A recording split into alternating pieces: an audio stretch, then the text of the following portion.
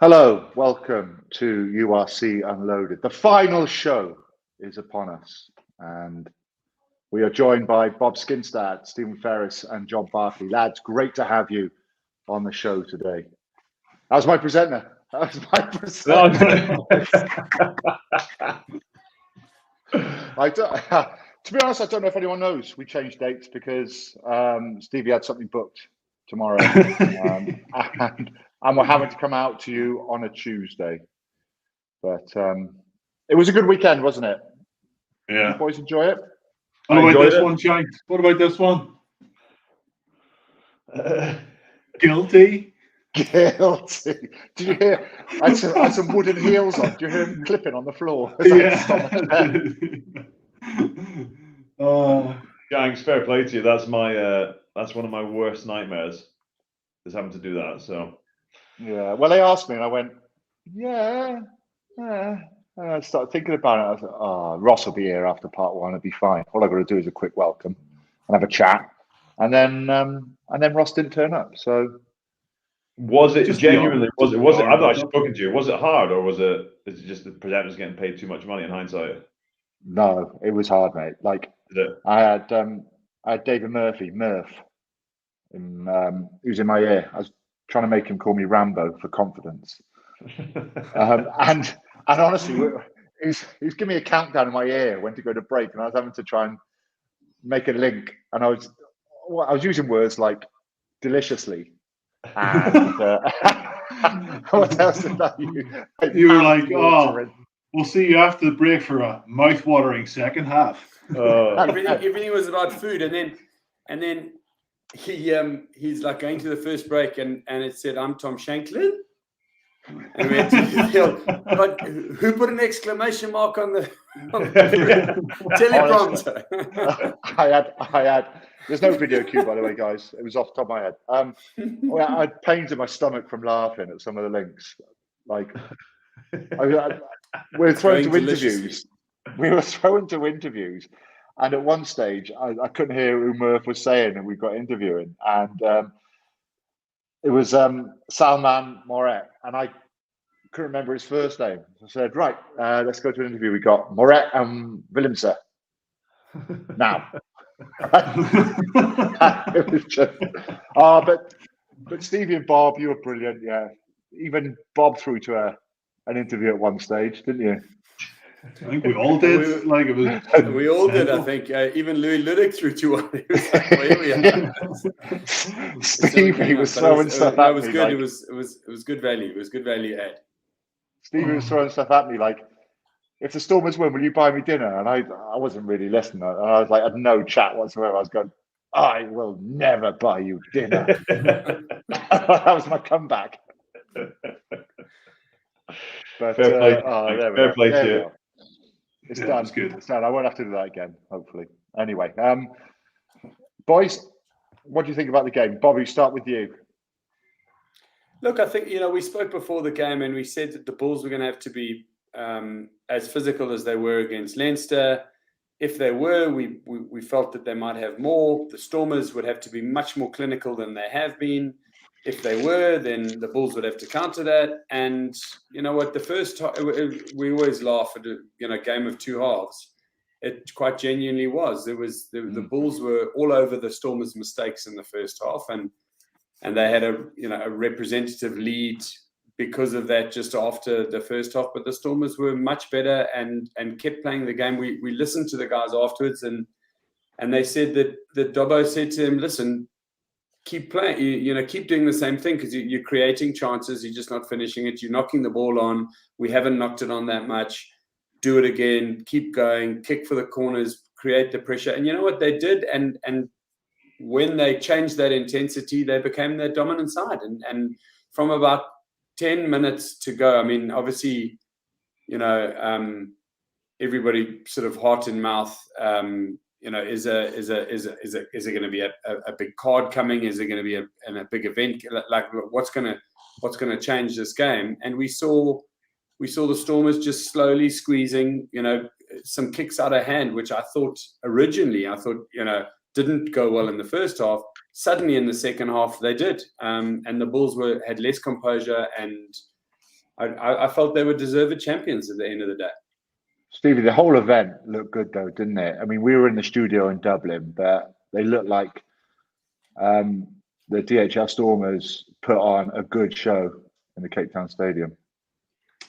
Definitely. I think we all could agree that we probably wanted a northern-southern, hemisphere final. But would the RDS or Kingspan or up in Murrayfield, would they put on as good a show as what they did in Cape Town? And the answer is absolutely not. It was such a great occasion. The fans come out in their numbers.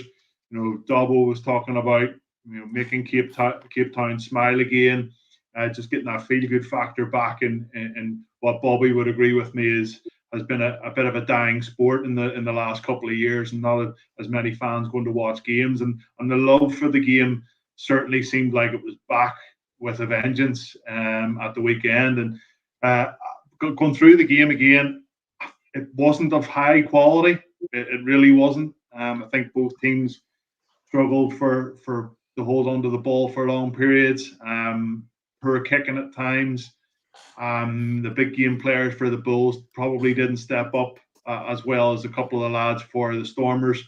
But I'll tell you what, I think even at the end, lad, you'd agree, when they were getting the medals put over around their necks, the young kids that were brought in, boys and girls, kind of a lot of respect shown, a lot of cross-community stuff. It just looked like it really touched a lot of people down in Cape Town, and it was a brilliant advertisement for URC, and whoever's in the final next year are going to have to try and beat that. Johnny boy, you called it, didn't you? You said the Stormers could win this, along with probably 5 other teams. But no, I didn't. No. I was only joking about Edinburgh and Glasgow, obviously. No, I don't actually know what game it was. It was Munster away. Yeah, and they just looked like they were just Munster away. You came out and you said, "Oh, I think they might have still lost," but you said, "Oh, I like it when they turn it on. They're hard to stop, the Stormers side." I just think with the way the season went, and again, you saw with a bit of bad weather, they weren't as good as they could have been. So it'll be interesting to see how they cope next year in the rain and wet. But yeah, I just think the way they played the game, and speaking to their coach a couple of times on here and listening to him at games, I just think they've got it right on and off the pitch. The way they've approached the season, the brand of rugby they're trying to play, the approach they've taken to touring and actually letting the guys go out and have fun and enjoy themselves. After the last couple of years, I just think they got everything right, and that's why for me, like, to watch them play was brilliant. And that the performance itself, like Stevie said, wasn't fantastic, but it was probably the most vintage. It's like that's what the Stormers are for me. Like, I don't know what John Dobson says at halftime every week, but it works every week. The first half, they're usually pretty sluggish, lots of errors. They regroup and they come out and they up their intensity and they play great rugby. They have been a second half team, almost to a match. Yeah, I loved it. I heard you guys chatting pre-game. It would have been nice to have a North v South for a. Did you watch it, Box? What did you think? Yeah, for bragging rights, I thought that would have been great, but I just think the 2 best teams for me, and both most deserving teams, were in the final. This final set wasn't the greatest quality rugby at times, but the spectacle and the emotion, and you could see what it meant.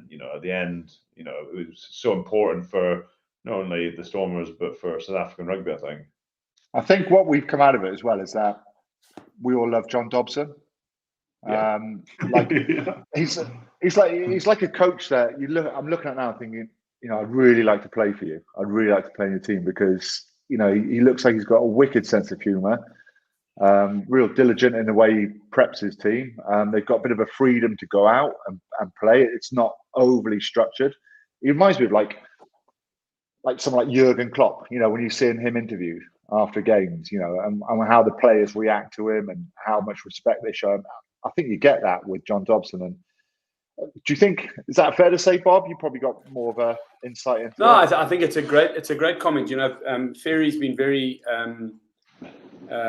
complimentary of Dobbo, and Barks was saying something the other day. You said it. I think he's done a great job with this young team.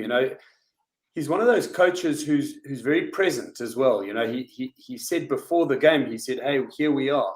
The semi-final would have been the worst place to lose because we wanted these guys to experience this." You know, I've said to the guys, if this is where it all ends, positive or negative, look what you've done, look what you've been, you know, and I think he does. He leads those players to say, well, be the best you can be in the moment, and I back you to do that. Like, you don't have to do it my way. Do what you and I both know you can do, which sometimes they try and it doesn't work, and sometimes they try and it does work. So I think he's very endearing. I think he's probably get the key to the city of Cape Town after winning the URC with a union that's in financial disarray and basically the players playing on the smell of promises of contracts to come. So well done to him for doing all of that. Well, what's the story? Obviously, there's lots of money coming in for the Bulls, for the Sharks.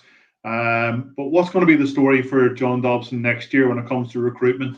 Obviously, you win the URC. It's going to be very difficult to win the URC again if you're not continuing to add to your squad. So, you know, what does he have to play with as a coach, or will he? Is the answer not very much? Stevie, at the moment, it's not very much, but I know they are deep in negotiations with a couple of people who are looking at the team and looking at ownership, and you know, it's difficult. So the South African sports landscape is a difficult area to go into because they've got some constitutional stuff in all the sort of shareholders agreements and how they put these teams and groups together, which is really tough to get through. So I think a lot of people are like, hey, we'd want to buy that. And like, oh, we better look at that with our lawyers. So, you know, everybody is neck deep in understanding whether they can actually do it, because I think they all, like us, see it as a great opportunity. But it'll be, you know, the first people to the post, I suppose. And, you know, with the wherewithal, if someone can get there with enough money, they've got the players. They've proved it. They've got the players with no budget. So imagine what they can do with a bigger budget. They could keep some of these massively talented internationals. They're losing Warwick Gelant. I would imagine, you know, and maybe this can start for us, but Ivan Roos, you know, we can talk about his second half now, but we can also talk about his whole season. If I was an international team, I'd be going, how can we pick up that guy for probably a third of what we'd buy a loose forward in Europe for? And make a future for him. Surely he's going to get better as well. Don't do that. Don't do that. Whoever's thinking about it, don't do that, because I want him to stay at the Stormers.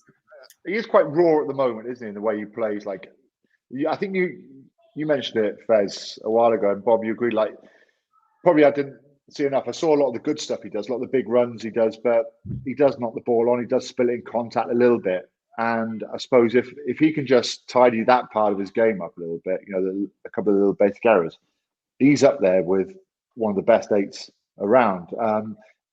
Quite quiet in the first half, didn't really get going, didn't really get his hands on the ball. But as soon as that second half started, he had two big runs and then ended up scoring a try, which we didn't think he was going to be able to score from that situation. It looked like he was tied up in the tackle. I think his temperament as well has been questioned all season. Like John, you seen it was again in the Leinster game. He pushed somebody in the face, give away stupid penalties, and then all of a sudden Arno Botha, could see Erliklo try to get stuck into him early on and get under his skin, and he showed a lot of maturity. I thought he could easily have started throwing a few handbags or whatever, and that didn't happen, and then all of a sudden, or even man bags, Steve. Or man bags, yeah. You could have had a man bag. And yeah, he came out in the second half, and I don't know, maybe one of the coaches put an arm around him and said, "Look, just go out there and do your thing," and he did. A couple of really good carries, small 2 or 3 yard gains, giving his team front football, just holding on to the ball. I think he's when he gets the ball, he has the blinkers on, like he just gets it and runs as hard as he can, and usually it's straight into contact. And I think if being in the South African setup, it will bring his game on to the next level. Recognize when he can tip on passes, recognize when he can offload, recognize when he can use a little bit of footwork, or be a decoy. He just seems like, but you don't want to take that out of him either. You want somebody to give you that go forward a lot of the time. So yeah, I think he's going to be a an unbelievable player for the Stormers over the next couple of years if they hold on to him, because he'd definitely be a player that I would want to have in my squad. Yeah, I still think there's a red card in him. that doesn't sound very nice. The Cornell Hendricks, when he got done for that, he came flying in with a swinging arm. You just think, is he going to manage to control that emotion? And I actually think the way he plays in the moment is kind of like Scott Berger when he started. And that's all Scott. But Scott Berger used to get the ball, and Bobby would know better than any of us. Just run as hard as he could, run as straight as he could. By the end of his career, because his body was probably falling apart, he was like this distributor in the forward pack, the way he played the game. So, maybe to your point, Stevie, if Evan Ruiz can probably get somewhere between those two players, he's got the physicalities, but his game was developed so much more with that ability to soft touch. And you guys spoke about Kutsia and his ability to offload, how that's evolved. Again, he's not doing much wrong, but if one part of his game probably to evolve would be that distribution. There's a record in a lot of players' mind. Like, I always think the way Dan Bigger tackles, he's always upright. He's always trying to put the shoulder. And I think you get that split second wrong, or, you're not in control of the player's height coming towards you and you're going off. Same with Sam Lousy at Scarlets as well. There's a lot of players are like that. John, there's a lot of people who would say Owen Farrell has a red card in him, but the referees don't seem to disagree. Don't seem to agree. Favoritism, especially not against South Africa. Deon Fourie, John, 35 years old. He's in the South African squad. He was man of the match.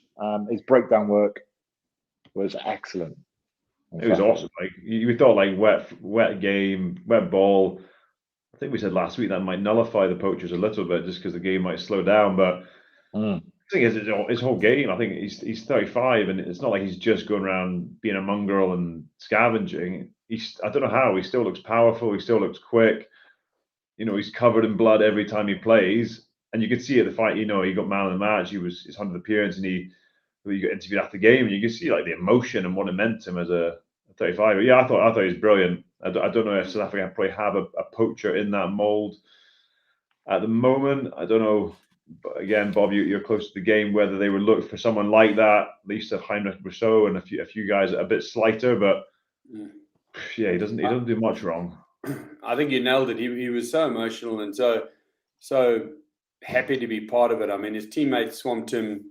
His 100th game for the Stormers, he wins the URC at home. He had to leave the Stormers because he wasn't getting starting lineup places years ago. He was a second choice hooker behind, probably 3 or 4 internationals. So I mean, there was just no an amazing story that he's come back. But I also think he does fulfill a role for South Africa that we've seen. Kwagga Smith more recently, Skulk Brits more recently, guys who are happy to go in, do some poaching, but also you've seen him carry the ball out wide. He's seriously fast and doesn't mind running out there with the wingers and that. He was a sevens player in his day. So I'm just delighted from Ali. He was emotional. I got bloody goosebumps watching him afterwards. He started crying when they asked him questions. Talking about fast people, Diamani, I don't know if you've seen on social media, has been doing his best impression of Alex Good at Saracens. Just in his kit. Fast and not loose. So fast and loose. Fast and loose. They're my favourites. Yeah. Live fast, die young. Mate, he's still going. I hope he's still going. He was drinking a glass of champagne in the shower with all the shampoo over his head. I saw that. Then he was. I tell you what, I mean, if he's got the key to Cape Town, then go for it. Have the time of your life. Quick one, Bobby. It's off the. Where's Steph du Toit at the minute? Peter Steph's been in Japan. Japan. Yeah. Has he been playing after that neck injury he suffered against the Lions? Has he been playing much? Mate, I think he went into quite an extended period of rehab and then came back and hardly seen him play, like. Yeah, and I think he played. Trying to think, he came back into the Springbok squad and played and had hardly played and then played well, but then I haven't seen much of him and I don't get a chance to watch all the Japanese stuff. I'll do a bit more research, but I know that a lot of those guys are over there and the Springbok sort of rehab setup now allows them all to play enough games, but they've got someone with a consistent program. So I'm sure he'll be getting the treatment, etc. he needs. There were so many matchups at the weekend, like Roos and Lowe was one. Roos come out on top. Another one, which we were really looking forward to, was LeBoc versus Smith. And we sort of all thought this might be for the number 2 10 shirt, if that makes sense, in South Africa. And LeBoc, I think, came out on top, nailed another important kick. It was a drop kick on the 74th minute to make it 18-13. So, I mean, the Bulls had to score a try, a penalty, wouldn't do it. And again, like the semi-final, started off kicking, it was a little bit wayward. Didn't nail his kicks like he did against Ulster, a little bit off. But come the big moment, and last week was a big moment for him. On Saturday was even bigger, just to get back in the pocket, no advantage, nothing, but put it through the post. And he seems to be, just as the season's gone on, I've seen quite a lot of improvement in him, quite a bit more maturity as well. Yeah, I think from my point of view, quick answer on that, I think he's been brilliant. Definitely a little bit like Russ, probably not quite the rounded article yet, but cheap is the talent that he's got. He's going places. Now he's shown the ability to win at the most difficult end of the season, which is playoff rugby. He's never shied away from tackles, which is amazing because he's quite slight, but my goodness, he's got pace. And I just hope they start to allow him to be able to create those attacking moves. Imagine a guy with that kind of pace and distribution ability in a pattern like what Leinster play or teams that hold the ball. He would just be able to carve it up because he could go wider if he needed to pass inside or stay inside if he wanted to distribute further outside, and he'd create much more space in and around it. The yellow card to Hendricks. Sorry, John. Do you want to? No, I was going to say that's probably I think I'd put him in maybe not quite yet, but that bracket of fly halves that can probably play fullback of David McKenzie, Bowden Barrett, Marcus Smith, that are so quick that modern 10s are going that way now. And if you can find a way to get him in the game, I don't think he's going to start for South Africa, but if you're a tiring player and you've got him coming off the bench in an open game, the skill set he has, the speed he has, and his ambition and his confidence to keep playing is crazy. I mean, you're nailing kicks on the buzzer last week, drop kicks with a minute to play to take it to 2 scores. Yeah, and it was like a flat drop kick as well. It wasn't an easy one. A little punchy 7-iron under the wind as well. Keep it low. Keep it low. Maybe on the back foot a little bit. John, Colonel Hendricks, yellow card, proved to be quite a turning point. Venter scores a try a minute after that. Right choice of yellow? I don't know, was that enough? There wasn't that many replays when I was watching it to see if you could. On certain angles, it looked like he hit the ball first. Yeah, it's one of those ones. We were just hoping it wouldn't be red. Yeah, and it certainly wasn't just a penalty. I really think the ref got that one right. Yeah, I think the way it's ref now, I think it's gonna be a card of some description. He was fired up though, Hendricks. I don't know whether he's that temperament of. But he looked like there was a couple incidents off the ball where it was a derby, wasn't it, Bobby? There was lots of feistiness between the two teams. They know each other well, but he seemed to be big one. Time. It's a massive derby. He seemed to be real fired up. I know it's a final, but he seemed to be one that whether they were targeting him a bit, and it was I don't think, again, not a malicious one, but just timing wise, and we've seen them all season. Slide up, hit the face, could be red, could be yellow. Yeah, costly one for them though. Yeah, well, they finally won 18-13. It was quite nervy towards the end when it was a drop pass. It was a poor pass, wasn't it, from the Bulls attack? I think maybe Camboy was just behind him. Yeah, couldn't. But there was a great attacking opportunity for them, but the Stormers managed to hold up. Stevie, how do you think these teams will do next season in Europe against some of the best? I'm not sure, Shanks. I'm not, because I wasn't. I didn't see a South African team get into the final a couple of months ago, but they just get stronger and stronger as the season goes on. Well supported. You look at the Sharks, the signings that they're making. Etzebeth going back there, so many World Cup winners in their squad, 5 or 6 in the Stormers team as well. The Bulls are, they're a well-coached side. And yeah, I think they'll go reasonably well. I really hope that 1 or 2 of them get to the knockout stages. And if they can put on another show like they did there for the final, then any team's going to struggle. I think the physicality teams have struggled with when they went away from home. And yeah, you know yourself, Tom and JB, like, did you play in Europe for the Dragons, Bob? Absolutely. Did you? Yeah. Parker Pen. It was the Parker Pen back then. It was top 14. We beat Munster and Munster for the first time in Dragons history, mate. Don't worry about that. No way. Nibble. 100%. 31-30. Flipping out. What year? 2004, I think. Flipping out. Wow. Long time ago. Well, well I think I made more tackles in that match than I did in the rest of my career. I'd say you did. But yeah, European rugby, Shanks, is it's class. I really want to see how they do against the French and the English teams, because we've seen them this year, haven't we, against the URC teams and how well they perform. Well, like when the draw is made, not too many teams will want to play against the South African sides. No, definitely I don't think so. No, I think the URC teams would be gutted if they get pulled with them, because they know how hard it is. We should get a guaranteed follow as the guys who've looked after them through the URC to wherever the semi-finals and finals are, hopefully in Cape Town or somewhere like that. You know, I mean, is Dobson not going to invite us down to Cape Town? A couple of rounds of golf. We'll send the text message immediately. We'll wear 4 pairs of like blue glasses and shave our heads. We should all shave our heads. Stevie, that you'll be fine. The other 2 you might. It might be a bit different, but yeah, we should all come dressed as John Dobson. It'd be amazing. John Dobson. What about the rivalries next year, JB, with the South Africa teams and the likes the Bulls Leinster game next season? They've got a bit of a marker on their back now, these South African teams, haven't they, as the ones to be.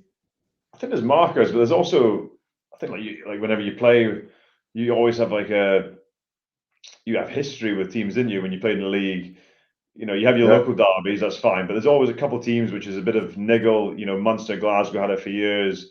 There's always, you look at in the Premiership, Saracens, Quinn. There's these historical encounters, and I think you're starting to see the start. We're beginning to see the start of that now, and I think you look at the Stormers also. They got beaten there.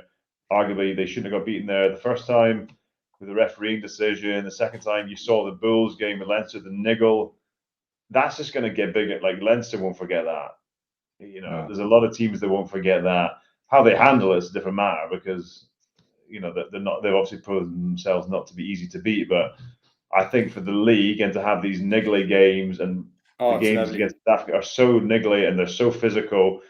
I think the other teams are going to have to get more physical, get niggly, have to find ways around it. But I thought it was great to have new rivalries, new elements, new ways we're going to look at the league. What about contenders next season? We'll start with contenders. Who, the same teams as this year, do you think? Or do you think anyone different is going to?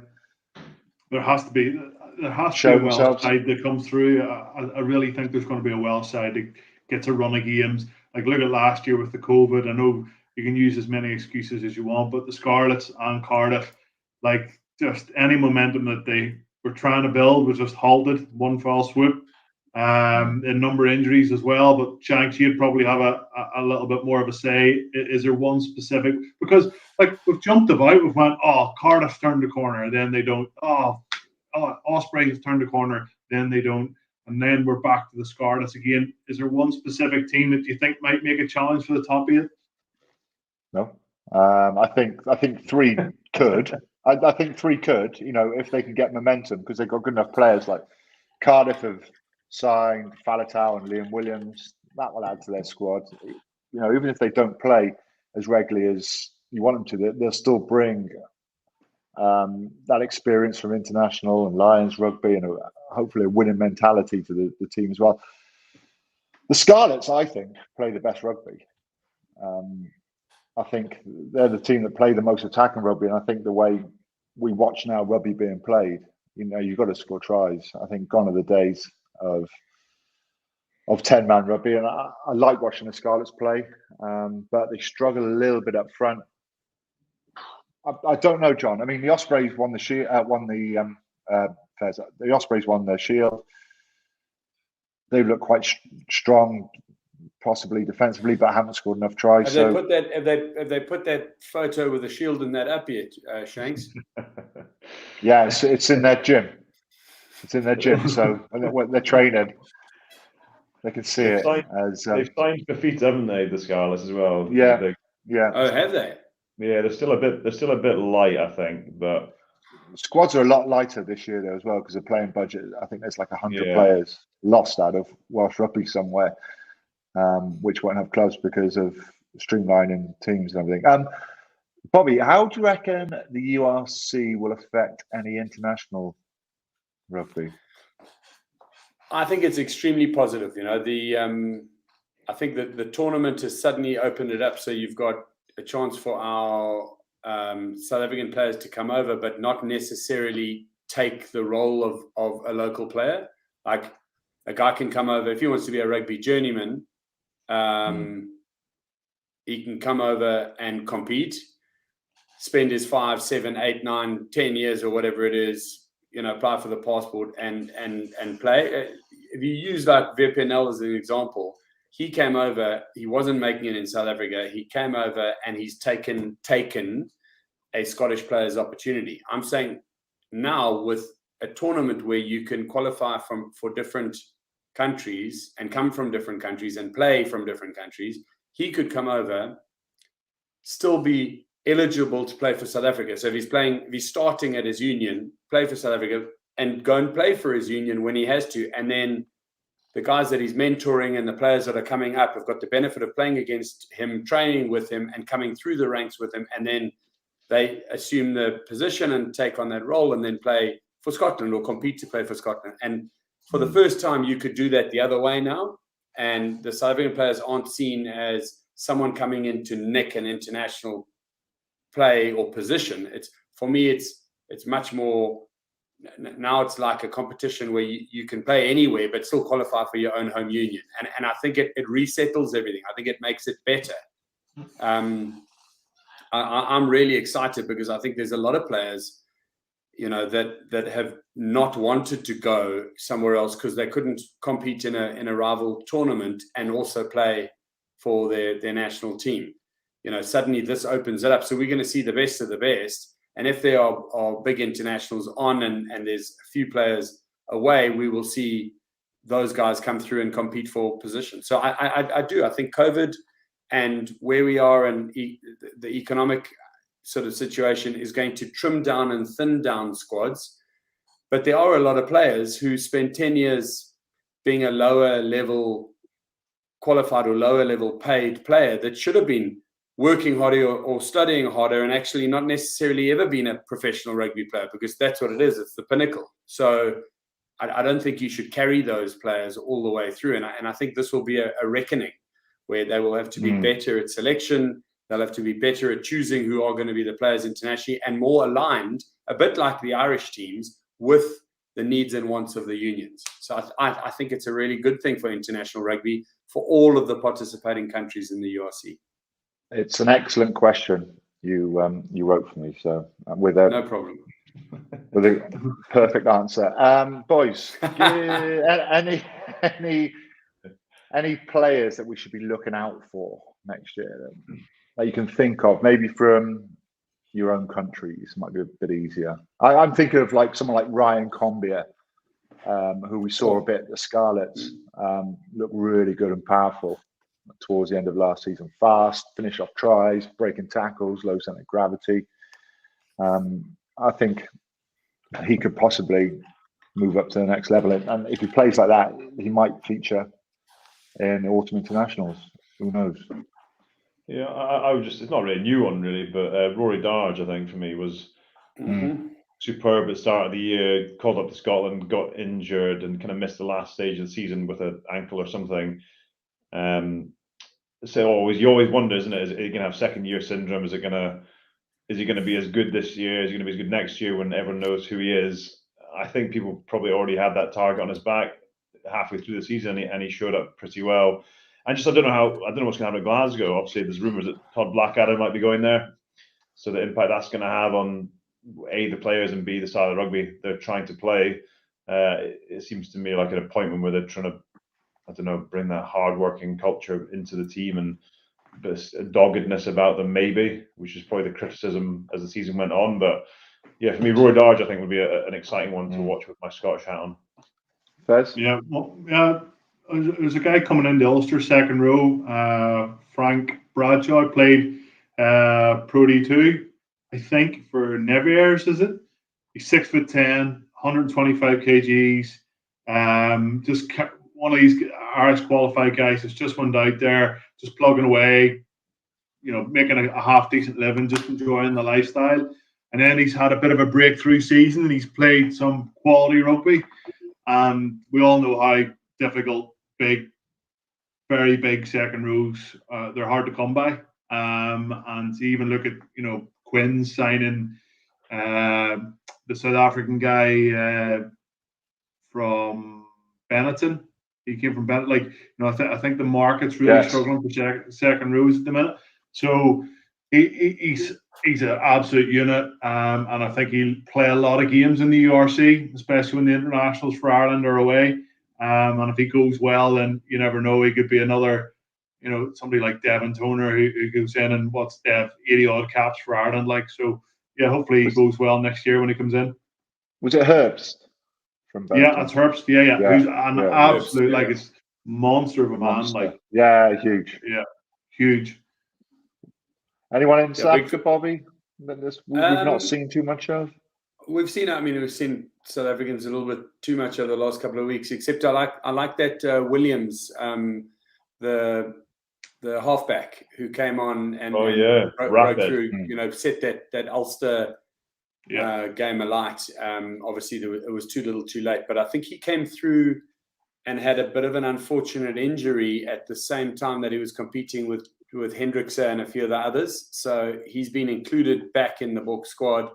It'd be great to see him play for one of the teams and be the starting 9 for a full season. I'd love that. And then obviously that gives a bit of competition to the other guys in that team who've been playing well together at the moment, but don't really.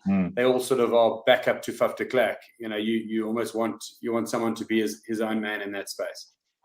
Well, Kanan Moody, another one as well. Kanan Moody, I heard today he got injured in the I'm not sure if it was in the game or I think he's going to miss out. He's had to drop out of the Boks squad, so I feel sorry for him. But I think he was a real player. Louis Ludwig was actually great on the panel on the weekend, and he said, that outside in tackle timing that he showed against Leinster was brilliant, and I agreed with that. But he's also a big attacking force. Yeah, I think so as well. Boys, before we move on to Presenter's Choice, there was an announcement today on Nick McCarthy, announced his sexuality, and it's been received really positively. A great role model, a great inspiration he will be for a lot of people. Just a couple of words on him. Yeah, I didn't really know him that well in terms of his rugby ability, because he was with Leinster, then moved down to Munster, and then all of a sudden Leinster re-signed him again. And he didn't play that much for Munster. I think he came off the bench actually against Ulster up in Belfast. Just glimpses here and there, but yeah, all the lads, speak very highly of him. I think Leo Cullen, I watched an interview that he did. Absolutely got it spot on. He was like, well, if you can't be yourself off the pitch as a person, then you're definitely not going to, be the best of yourself when you get onto the pitch. And yeah, he's, fair play to him. I congratulate him because that's a pretty tough thing to do. We've been involved in rugby for, couple of decades now, and it's very much a man's sport, and 15, 20 years ago, this just wouldn't have come out. So, fair play to Nick and everybody at Leinster for handling it so well. Only positives will come from this. Right, we'll move on to presenter's choice. It's a bit of a shorter show this week because there was only one game. And right, here we go. We'll do them all. Okay, we'll do them all. So, best presenter you've worked with. I'm going with Ross Harris because I can't say myself.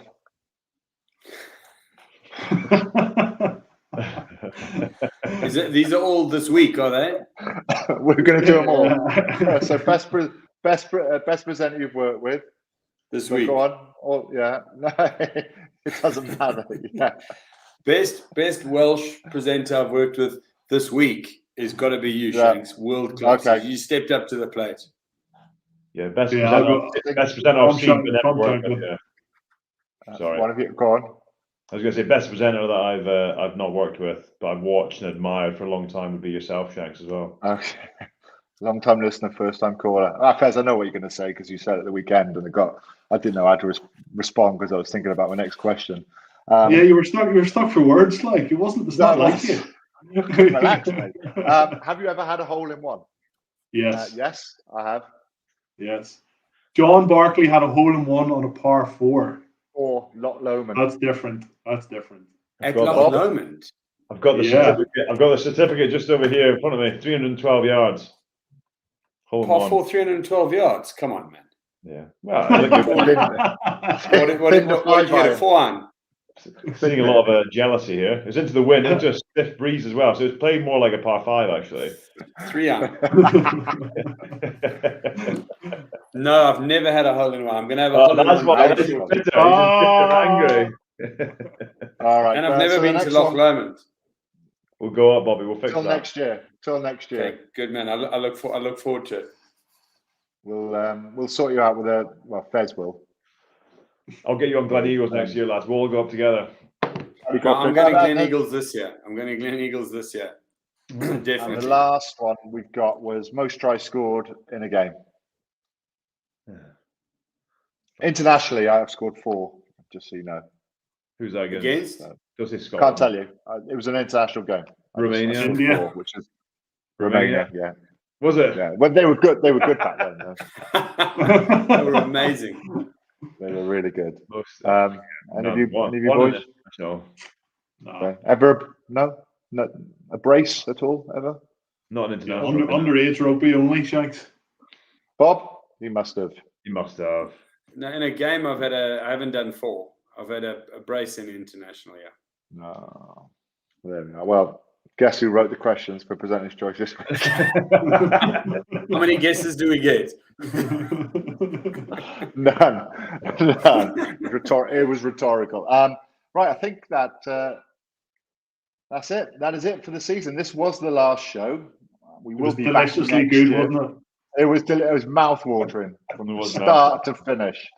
From start, I'm never going to buy you dinner, Steve, because I've heard you eat, and it's not very nice. But there we have it. We will be back next season for URC, which will start. I think it's the second week of September. Congratulations to the Stormers, who were victors in the URC Grand Final 1, 18 points to 13. That is it from all of us.